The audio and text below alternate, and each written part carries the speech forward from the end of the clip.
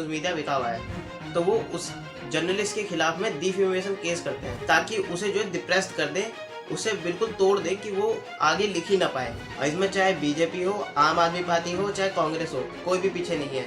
इसीलिए ना चाहते हुए भी न्यूज़पेपर्स को एडवर्टीजमेंट के ऊपर डिपेंडेंट रहना पड़ता है। तीन चीज़ें मिलकर देश को ओपिनियन बनाती हैं। जब इलेक्शन आती है तो आप ये मान लीजिए कि ये जितने भी न्यूज़ चैनल है, इनकी 10 उंगलियां घी में और सर कढ़ाई में होता है। आज़ादी के टाइम पे गांधी जी ने अपना एक न्यूज़पेपर चलाया था, जिससे लोगों को पता चलता था कि असल में देश में क्या चल रहा है, क्यों उनकी हालत इतनी ख़राब हो रखी है। और इसीलिए न्यूज़ मीडिया को डेमोक्रेसी का फोर्थ पिलर कहा जाता है, क्योंकि पूरे देश का ओपिनियन इसी न्यूज़ मीडिया से बनता है। लेकिन आजकल रोज़ आपको ये सुनने को मिल जाता होगा कि न्यूज़ मीडिया बिका हुआ है। ये बातें कहना तो बहुत आसान है, लेकिन अगर आप सच में न्यूज़ मीडिया के जगह खड़े होते हैं तो आपके रोने छूट जाते हैं। इतना बुरा हाल है आज के डेट में इंडिया की न्यूज़ मीडिया का। अब न्यूज़ मीडिया की हालत के बारे में तो मैं आगे बताऊंगा, लेकिन पहले ये समझिए कि देश का असल में ओपिनियन बनाता कौन है। बेसिकली तीन चीज़ें मिलकर देश का ओपिनियन बनाती हैं। पहले न्यूज़ एजेंसी, न्यूज़पेपर्स और न्यूज़ चैनल्स यानी टीवी न्यूज़। न्यूज़ एजेंसीज के एग्जांपल है पीटीआई, एएनआई। ये जो न्यूज़ एजेंसीज है ये बहुत बड़े लेवल पे ऑपरेट करती है। इनमें से कईयों के पास तो अपने खुद के सैटेलाइट भी है, और ज़्यादातर आपने सुना होगा कि इस एजेंसी के हवाले से खबर आ रही है, वो यही एजेंसीज होती है। दूसरा न्यूज़पेपर। न्यूज़पेपर तो आप लोग पढ़ते ही होंगे। न्यूज़पेपर की बनने में और ट्रांसपोर्टेशन सब मिला के जो कॉस्ट आती है वो आती है 17 रुपये, और जितने में वो बिकते हैं वो करीब 5 रुपये 6 रुपये। और अगर आप देखें तो ये जो जितना भी बाकी का पैसे बच रहे हैं वो कहाँ से कवर किए जा रहे हैं, तो वो सारे कवर हो रहे हैं एडवर्टीजमेंट से। अगर एक न्यूज़पेपर सिर्फ अपनी सेलिंग पे डिपेंडेंट रहेगा तो वो खाते में ही रहेगा हमेशा, और हो सकता है कि वो बंद भी हो जाए। इसीलिए ना चाहते हुए भी न्यूज़पेपर्स को एडवर्टीजमेंट के ऊपर डिपेंडेंट रहना पड़ता है। और तीसरा है टीवी न्यूज़।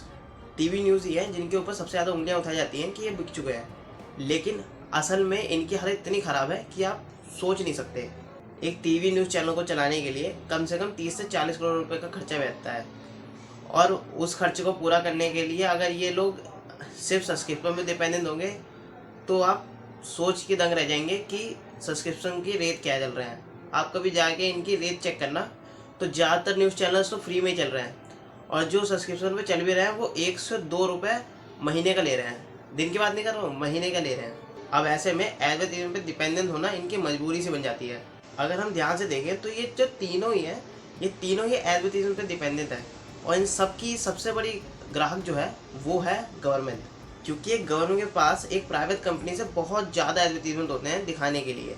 इसीलिए जो गवर्नमेंट है वो इनकी सबसे बड़ी ग्राहक बन जाती है। अब आप सोच रहे होंगे कि गवर्नमेंट जब इन्हें ऐड दे ही देती है तो इनके पास ऐसी क्या दिक्कत है कि ये सच नहीं दिखाते। तो ये जितना दिख रहा है उतना आसान नहीं है, क्योंकि चाहे कोई सी भी गवर्नमेंट हो, अभी की गवर्नमेंट या पहले की गवर्नमेंट, सब एक स्ट्रैटेजी अपनाते हैं कि अगर कोई भी इनके खिलाफ में कुछ दिखाएगा तो वो सरकारी ऐड बंद कर देंगे, और इनके जो फाइनेंशियल मैनेजमेंट है इन सारी न्यूज़ चैनल्स का और न्यूज़ एजेंसीज़ का, उनका फाइनेंशियल मैनेजमेंट गिर जाएगा।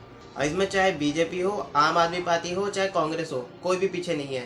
ये सब एक ही स्ट्रैटेजी को अपनाते हैं कि इनके जो सरकारी ऐड हैं उन्हें बंद करवा दे जैसे ही ये पावर में आए। और इसीलिए आपने भी देखा होगा कि ज़्यादातर जो न्यूज़ चैनल्स हैं वो रूलिंग गवर्नमेंट के अपोज में नहीं बोलते, और अगर एडवर्टीजमेंट बंद करने के बाद भी ये न्यूज़ मीडिया सरकार की बात नहीं मानती है तो इनके पास एक और स्ट्रैटेजी है जिसे कहते हैं स्लैप स्ट्रैटेजी। इसमें होता क्या है कि अगर कोई न्यूज़ मीडिया कंपनी या कोई भी जर्नलिस्ट किसी के भी खिलाफ में लिखता है तो वो उस जर्नलिस्ट के खिलाफ में डिफेमेशन केस करते हैं, और ये डिफेमेशन केस बहुत जगह से करते हैं ताकि उसे जो है डिप्रेस्ड कर दें, उसे बिल्कुल तोड़ दे कि वो आगे लिख ही ना पाए। और ये ज़्यादातर जो केस होते हैं वो सब गुजरात से किए जाते हैं, क्योंकि गुजरात में मैक्सिमम फीस जो है वो 75,000 है। आप चाहे कितने का भी केस करो, कितने का भी डिफेमेशन केस करो, आपको सिर्फ 75,000 रुपये जमा करने होंगे, और अगर केस हारे भी तो 75,000 रुपये जाएंगे। और वैसे भी ये लोग जो केस करते हैं वो छोटी मोटी रकम वाली होता है, वो होता है 10,000 करोड़, 50,000 करोड़, ऐसे केसेस होते हैं। और जिसके खिलाफ इन लोगों ने केस कराया उसने तो कभी इतने पैसों का मुंह भी नहीं देखा होगा जितना इन लोगों ने केस कर दिया है। भले ही वो जीत जाए, लेकिन इतना डर जाता है वो कि उसने लिखना बंद ही कर देता है बिल्कुल। फिर अब अगर एडवर्टीजमेंट बंद करने के बाद, डिफेमेशन का केस करने के बाद भी कोई मीडिया कंपनी और जर्नलिस्ट सुनता नहीं है, तो ये लोग क्या करते हैं कि एक मीडिया कंसोलिडेशन करके एक टर्म आती है, इसको गूगल पर सर्च कीजिएगा आपको मिलेगा। इसमें ये लोग धीरे धीरे उस कंपनी के शेयर खरीद के ओनरशिप ट्रांसफ़र कर देते हैं, ताकि वो कंपनी उसके खिलाफ कुछ भी कर ना पाए, और अगर कुछ कोई जर्नलिस्ट भी इसके बारे में कुछ कर रहा है तो उसे भी निकाल दिया जाता है। और इसीलिए जो ज़्यादातर न्यूज़ चैनल्स है वो किसी न किसी राजनेता या फिर उनके रिलेटिव या कोई जानने पहचानने वालों के पास है। ये मैंने एक लिस्ट दे दी है जिसमें ये बता रखा है कि कौन कौन ओनर है किस किस न्यूज़ चैनल का। अब आप लोग सोच रहे होंगे कि अगर सरकारी एडवर्टीजमेंट में इतना झंझट है तो क्यों नहीं आप प्राइवेट एडवर्टीजमेंट ले लेते हो। तो ये जितना दिख रहा है उतना आसान नहीं है, क्योंकि एक न्यूज़ चैनल की जो टीआरपी है वो स्पोर्ट चैनल, एक इंटरटेनमेंट चैनल उससे भी बहुत कम है, और ऊपर से इसकी व्यूअरशिप भी बहुत कम आती है। इस वजह से ज़्यादातर जो कंपनीज़ है वो इन पे जो है ना इन्वेस्ट नहीं करना चाहती है, इन्हें अपने एड्स नहीं देना चाहती, क्योंकि लोग देखते ही नहीं है तो क्या फ़ायदा है देंगे। और इसीलिए धीरे धीरे जो न्यूज़ चैनल है उन लोगों ने न्यूज़ से हटाकर अपना जो कॉन्सेंट्रेशन है वो एंटरटेनमेंट की तरफ कर दिया है, ताकि उनकी भी थोड़ी बहुत टीआरपी बन जाए, थोड़े बहुत प्राइवेट एड भी उन्हें मिल जाए। आप खुद सोचिए, अगर किसी के साथ आप इतना कुछ करेंगे तो वो किस तरीके से असल न्यूज़ बता पाएगा।